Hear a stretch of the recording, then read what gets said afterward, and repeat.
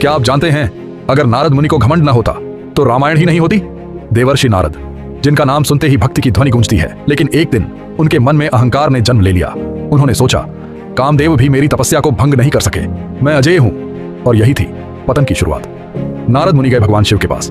भगवान शिव सब समझ चुके थे। उन्होंने चेताया, नारद, श्रीहरि के सामने अपना अभिमान मत दिखाना, लेकिन जब घमंड आंखों पर पर्दा डाल दे तो सलाह भी छोटी लगने लगती है।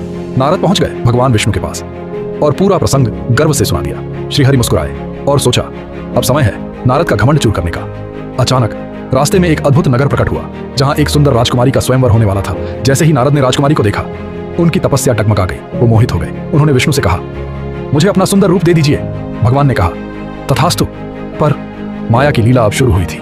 नारद गर्व से स्वयंवर में पहुंचे, लेकिन उनका चेहरा वानर जैसा हो चुका था। स्वयंवर में पहुंचे हुए शिवगण नारद पर हंसने लगे। राजकुमारी क्रोधित हो गई। तभी एक तेजस्वी राजा प्रकट हुए। वो स्वयं श्रीहरि थे।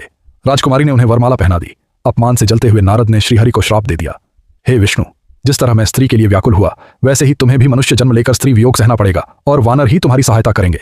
नारद ने शिवगणों को भी राक्षस योनि में जन्म लेने का श्राप दे दिया। भगवान ने शांत स्वर में कहा, ऐसा ही हो। और तभी नारद को माया से मुक्ति मिली। उन्हें अपनी भूल का एहसास हुआ। उसी श्राप के कारण शिवगण जन्मे रावण और कुंभकर्ण के रूप में, और श्रीहरि ने लिया श्री राम का अवतार। सीता वियोग सहा और वानरों की सेना ने उनकी सहायता की। सोचिए, अगर नारद को घमंड न होता तो क्या रामायण होती। और इस प्रकार नारद मुनि के घमंड ने रच दिया रामायण का इतिहास।